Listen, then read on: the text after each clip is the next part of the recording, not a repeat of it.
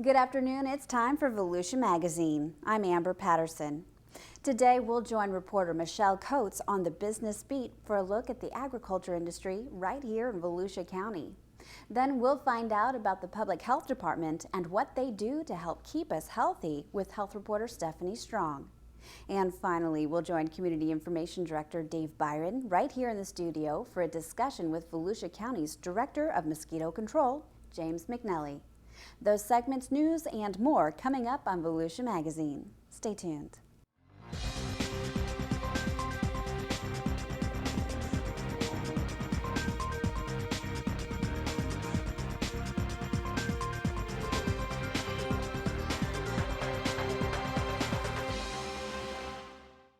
A new transportation project, years in the making, is finally becoming a reality right here in Volusia County.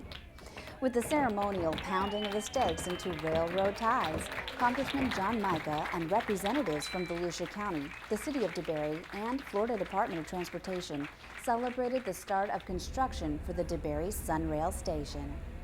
The DeBary Station will be one of 2 Sunrail stations in Volusia County. A second phase extension of Sunrail would add another station into land at the old Amtrak station. Volusia County is committing $88 million to the project through 2036. That cost includes the county's maintenance of the 2 rail stations, the county's contribution to capital costs, as well as other rail operations after Sunrail has been operating for 7 years. Volusia County Chair Frank Bruno said this is an exciting development for Volusia County. It has endless opportunities for us as far as economic development, alternatives to I-4. It gets people to jobs, gets people from the Central Florida area into the Volusia County area. We just need to really move ahead on this and look to the future and make sure that we bring Sunrail to the Daytona Beach area. Bruno also chairs the Central Florida Rail Commission Governing Board, which assists the Florida Department of Transportation with policy direction during the planning, design, construction, and the first 7 years of operation for the Sunrail system. The 31-mile first phase of Sunrail will serve 12 stations linking DeBary to Orlando. Phase 2 will serve 5 additional stations north from DeBary to DeLand and south from Orlando to Ponciana. Stops will be connected by Votran and Leaks buses. District 5 County Council member Pat Northey said this project will spur transit-oriented development. We expect with the transit-oriented development that we will have multifamily housing, apartments, high-end apartments, stores. There will be bike racks for people who want to take their bikes and go off. There will be little retail shops, restaurants. It'll be an economic development circle around the station that will really impact the economy of not just DeBary, but the economy of all of Volusia County. City of DeBary Mayor Bob Garcia says the DeBary Sunrail Station will be one of the best on the line. You're going to see the most beautiful Sunrail station around. It'll be set up in such a way. We look around you. What you got to look at is the beautiful land that we have here. The idea of someone getting off and seeing so much beauty, you know, the natural beauty of Florida, trails, rivers. Businesses that are open to people coming into it. Congressman Mica said this project already has created jobs. It's estimated, not my estimate, but 100,000 jobs. $1 billion in private sector investment already has been announced along this line. That's putting people to work. They're able to pay their mortgage, put food on the table, and that's what's important. If you're going to make an investment, you make a wise and cost-effective investment for the taxpayers. When service begins in 2014, Sunrail will operate on weekdays every half hour during peak morning times, 5:30 a.m. through 8:30 a.m., and afternoons 3:30 p.m. to 6:30 p.m. It will run every 2 hours during non-peak periods. The cost will be $2.50 to ride in one county and $1 for each additional county. The county's highly popular Marine Science Center in Ponce Inlet is celebrating 10 years of rehabilitating area wildlife. Recently, the center threw a birthday party and open house to mark the milestone. A highlight of the celebration was the release of a laughing gull and a young loggerhead sea turtle back into the wild. Tuttle, the turtle, was found floating 3 months ago in the waters in Brevard County. Weak and underweight, and with barnacles and algae covering his shell, the turtle was unable to dive for food. Its stomach also was severely impacted with crab shells.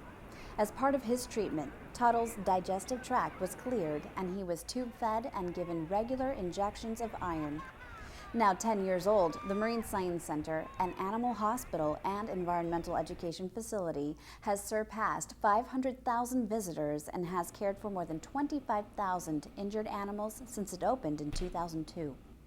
Michael Brothers, manager of the Marine Science Center, said the facility has so much to offer.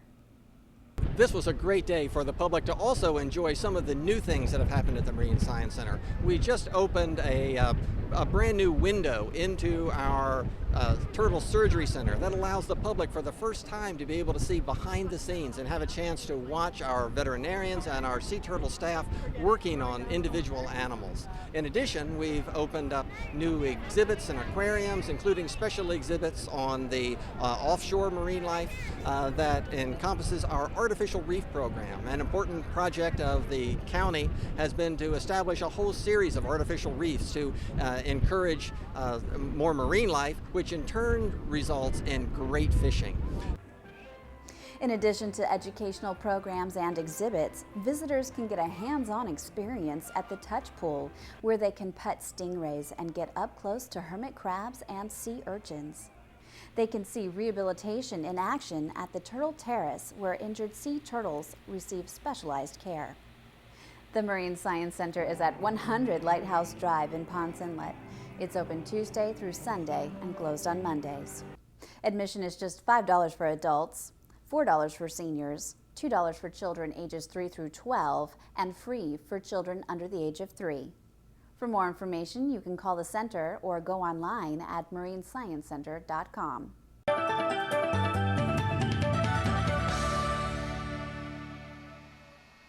Hi, I'm Joyce Cusack, Volusia County Council member at large.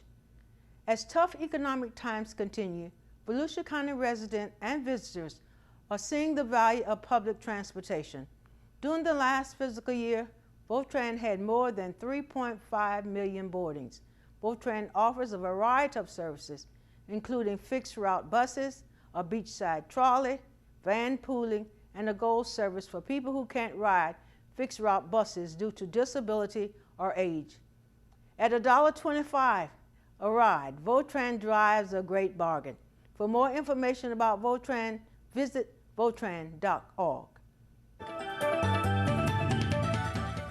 Now let's join Business Beat reporter Michelle Coates for a look at the positive impact the agriculture industry has on Volusia County.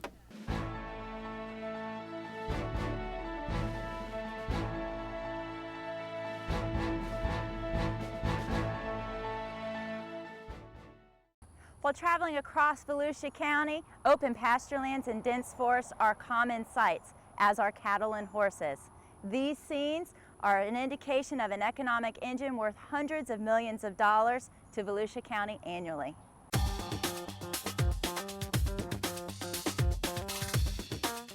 Volusia County's farm and ranch families produce a bounty of agricultural products, managing a large portion of our county's land base and serving as caretakers of our natural resources and diverse ecosystems. The annual economic impact of Volusia County's agricultural and natural resources industries is $781 million, representing 3% of the county's economic activity. The county's 1,114 farms cover more than 240,000 acres and produce agricultural products including fruit, vegetables, honey, cattle, hay, sod, fish, timber, and plants. We spoke to David Griffiths, Cooperative Extension Director for the Institute of Food and Agricultural Sciences and Volusia County Agricultural Center. The Extension Service is a partnership between the University of Florida IFAS and Volusia County government. And the goal of Extension is to bring agriculture-related and natural resource-related information out to the public. A 6-month study commissioned by the Volusia County Council quantified the value of agriculture to the county's economy. The study was very important because it showed political people as well as local residents the importance of agriculture in Volusia County. The study identified over 1,000 farms containing nearly 100,000 acres. The estimated market value of agricultural lands in Volusia County is about $2 billion. The use value of agricultural property for tax purposes is estimated at $266 million.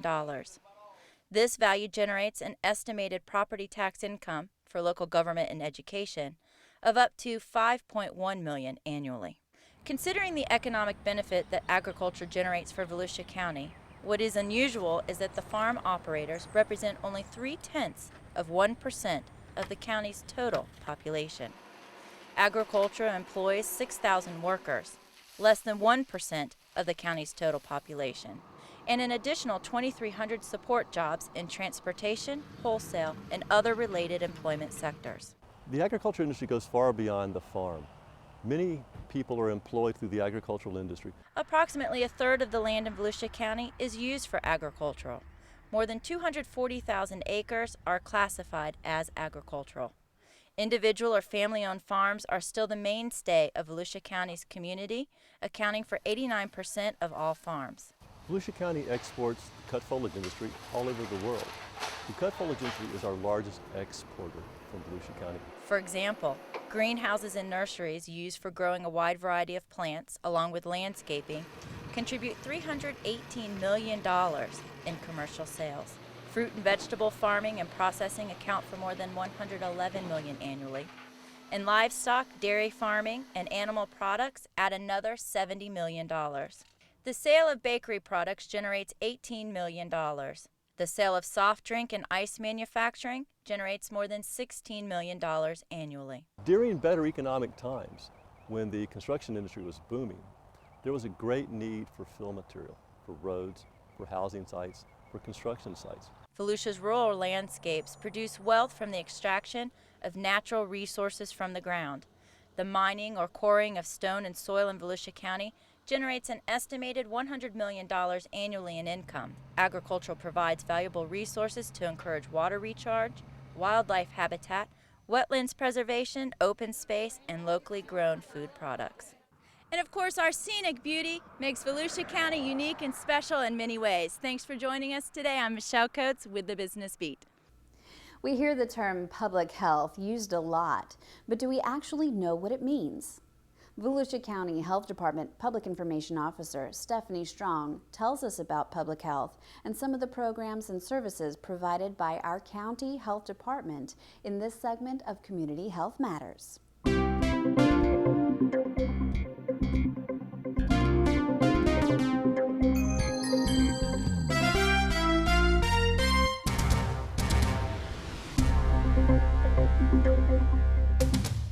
We are the Volusia County Health Department. We are public health.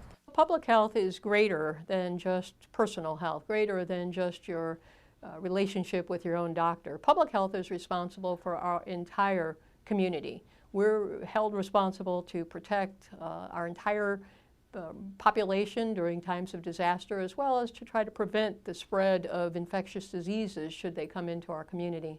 The Volusia County Health Department provides a number of public health programs and services. These are broken down into 5 strategic focus areas. Assure access to health care, encourage a healthy environment, prevent disease and protect health, promote healthy living, and organization. Assure access to health care.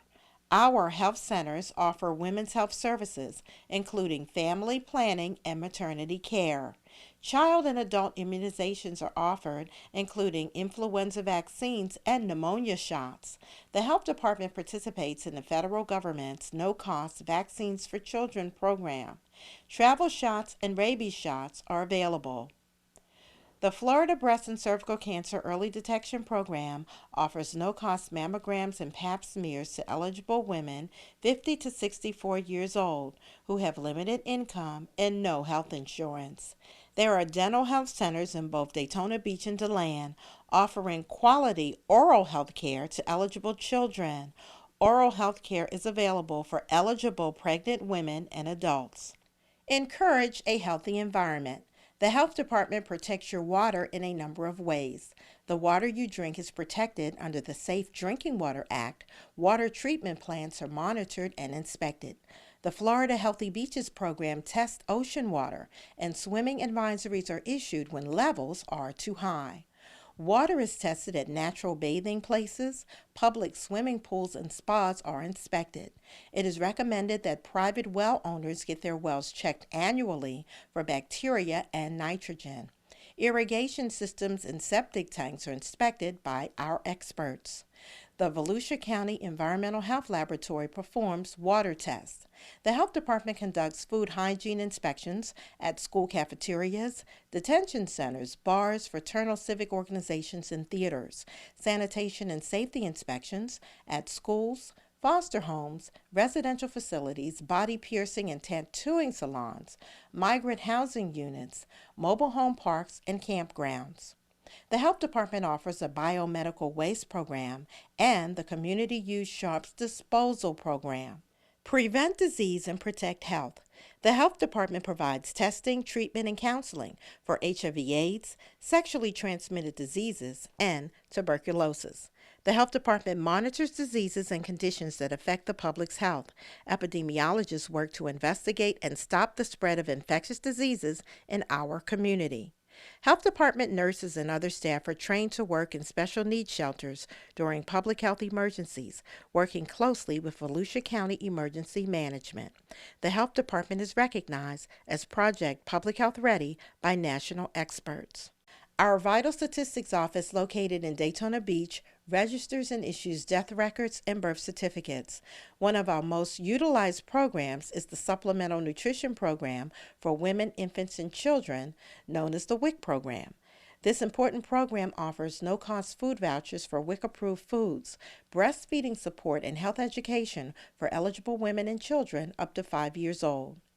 88 people die daily in the state of Florida from tobacco-related illnesses. The Tobacco Prevention Program offers services that contribute to preventing or reducing tobacco use. A number of programs such as Let's Move Volusia's Youth, PayCH, and Achieve work with community partners to develop and implement strategies to improve the health of our community, especially in high-risk areas. The Volusia County Health Department is a state agency with a number of funding sources, including federal, state, county, and grants. The Health Department's administration is supported by the Business Office, Human Resources, Public Information Office, Information Technology, Facilities, and the Northeast Consortium Legal Office. The Volusia County Health Department is conveniently located in Daytona Beach, New Smyrna Beach, DeLand, and Deltona. Prevent, promote, protect. We are the Volusia County Health Department. We are public health. For Volusia Magazine, I'm Stephanie Strong, Public Information Officer for the Volusia County Health Department. If you have any questions about this or any other health-related issues, you can always log on to volusiahealth.com. And now it's time to head into the studio to join Community Information Director Dave Byron for his discussion with the Director of Mosquito Control, James McNelly. Well, thank you, Amber, and hi, everyone. Mosquitoes carrying encephalitis can pose a health problem to animals and humans. That's not a big concern in Volusia County right now. Nevertheless, Volusia County Mosquito Control is advising residents to use precaution, as always, and to reduce the number of standing water options around their properties. So with mosquito prevention in mind, our studio guest today is Volusia County's Mosquito Control Director, Jim McNelly. Jim, thanks for being with us. Thank you, Dave. Thanks for having me. Just at the beginning of what we typically call mosquito season in Volusia County, but you know what? With the warm weather we had this winter, you were saying before we started taping, it really has been an active year-round period. We never really had much of a break this year, Dave. When I arrived in late June, the ball was rolling, and we had to get some planes in the air to contend with a situation to help us out with July 4th.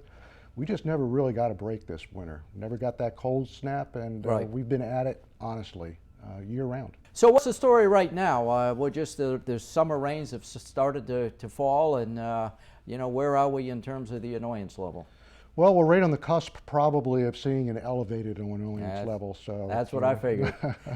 Jim, just for those folks that don't understand the simple correlation between standing water and the mosquito annoyance level, give us kind of just a layman's explanation of why standing water is not a good thing when it comes to mosquitoes.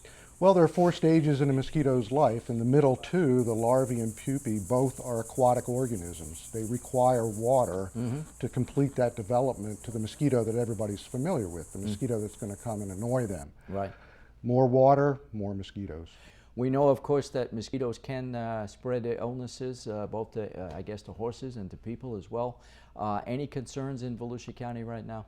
No, none at all. We have sentinel chickens on the west side of the county that monitor any type of activity, with our diseases. Right. And no, at this point, we're not seeing any type of an activity to be concerned about. When you say sentinel chickens, for those folks that don't understand that, for layman's explanation, you have these flocks around Volusia County that I guess you test the birds themselves, and I guess they're an early harbinger of whether there's mosquito activity. They are. They're what we might refer to as a smoke alarm. Okay. So the mosquito gets bitten by a mosquito that is carrying a disease. It doesn't harm the chicken. The chicken successfully wards off the disease, but creates antibodies. We take a blood sample from these chickens on a weekly basis to test for the antibodies. State Health does that. And that tells us that, in fact, the chicken came in contact with a mosquito that was carrying disease. Now, we've talked in previous years about equine encephalitis, which of course affects horses. Any concern there? None at this point, no. But if I'm not mistaken, for anyone that owns horses, they ought to vaccinate those animals. Is that Absolutely and positively, yes. right? And because that can be a real problem for a horse. It can be. Again, at this point, we're not seeing any type of eastern equine encephalitis activity, but anybody that owns a horse should be taking the proper precautions, as should anybody that has a dog. Take the proper precautions with dog heartworm. Okay, so here we are at the beginning of mosquito season. Let's talk about what you and your staff are doing. As I understand it, you guys work year-round on what you might call proactive mosquito control, and then, of course, when you get these outbreaks, you have kind of a reactive process. Let's talk about proactive first. What are some of the things you do throughout the course of the year to prevent problems? Well, some of the things that we do is to concern ourselves with ditch maintenance. So during the winter months, we go out and look at ditches, clean ditches as it's required to keep that water moving when that water arrives. That's almost a year-round job. Right. Similarly, we deal with vegetation, again, to keep those ditches clean. And you actually have some little fish that you use in some of these water bodies, and they're pretty voracious little mosquito larvae eaters, I guess. They are. Gambusia affinis would be the fancy Latin term, but mosquito fish. They look very much like a guppy. We do, in fact, have a fish rearing facility at the district, and we raise them year-round, put them in sites where the water is going to stay permanently, retention, detention sites, and ditches for the most part. But yeah, they do help us out a great deal in mitigating mosquito populations. Again, that's along the same lines as what you just said, and that is the whole thing is to reduce the standing water and to reduce the source, I guess. Absolutely, absolutely. And the mosquito fish are taken right from nature. They're a nice biological form of control. And you're obviously part of Volusia County government, but you have a taxing district, I think, on the east side of the county. Is that correct? We do. For the most part, our district is on the east side of the county, roughly east of 95. But folks can take a look at the actual district boundaries on our website at volusia.org. And when conditions warrant, I guess you do spray around other parts of the county outside of the districts, I guess. Absolutely. We have contracts with several of the cities outside of the actual district. And then County Council provides for services in areas where we aren't under contract. All right, so here we are 10 days after a big rain or after a prolonged period of rain. You start to get a number of citizen requests for service and that sort of thing. I guess you would call that your response actions and so forth. What do you do under those cases to kind of keep the level down? What we do is we send out an inspector to verify the situation. So sometimes you get service requests that come from a constituent that might have a fly problem or a non-mosquito problem. We verify that it's a mosquito problem. If we've hit a certain threshold of activity, Then we would put a response out there, perhaps a ULV truck. Folks around here call it a fogging truck, Right. but a ULV truck to control, to mitigate, knock down the adult populations. The service request would include an inspection of the constituent's home Right. and premises outside the yard to determine if in fact there are container mosquitoes. And we try to educate the homeowner on that situation. And sometimes you respond with aviation resources, helicopters, I guess. Yeah, absolutely. When we have a broad infestation that requires an aerial response, then yes, we would employ that. And you know, from time to time we get questions about the safety of the chemicals that you use, and I think we want to emphasize that all your chemicals have been approved and are perfectly safe. Oh, all of our chemicals have gone through a rigorous registration process through the US EPA. That's the first step. So all of these have been approved and tested by the US EPA. They're further approved by the state of Florida. That allows us to utilize those tools. And then obviously we follow label rates, label recommendations. All of our inspectors are licensed professionals. So yes, what we're doing is absolutely safe out there. Speaking about doing things, one of the things that we always try to educate the public on is that there are some things that they can do around their homes and businesses to help you and to help themselves reduce that annoyance level. And there are some simple things. So tell us what people should be doing, Jim. There really are. The homeowners can really help us by doing an inspection of their yard. So if they would just tip or toss any articles around the yard, or the front yard, backyard, behind the garage that might be holding water, that would be terrific. We're really seeing a resurgence in these container mosquitoes in Volusia County. If they would avoid overwatering their lawn, for instance, and creating standing water, that would help us. Take a look at your gutters. It's not an easy task at times, but those gutters can clog up and do have the potential to produce mosquitoes. We're also going to have an open house at the district. So on June 27th between 10 and 2, the public can actually come onto our grounds. We'll have displays, we'll have equipment out there, and we'll engage them and educate them on what it is that we do. And again, if a constituent has an issue with mosquitoes, please call the district, access a service request situation through our online situation, and we'll get out there and do what we can. Well, Jim, I want to thank you very much for sharing the information with us. I have no doubt that toward the end of the summer we'll probably be talking again. But again, now is the time for people to just think about it, do some simple things throughout the rainy part of our year, and help you and help themselves keep that level down. So thanks for being with us today. Dave, thank you very much. Our guest today is Jim McNelly. He's the county's Mosquito Control Director. And with that, Amber, we'll go back to you. Thanks, Dave, and thank you for watching Volusia Magazine. If you have any questions about our program, just give us a call at any of the numbers you see listed here, or you can log on to volusia.org. You can also watch the show online. Just go to volusia.org and click on the Volusia Magazine icon.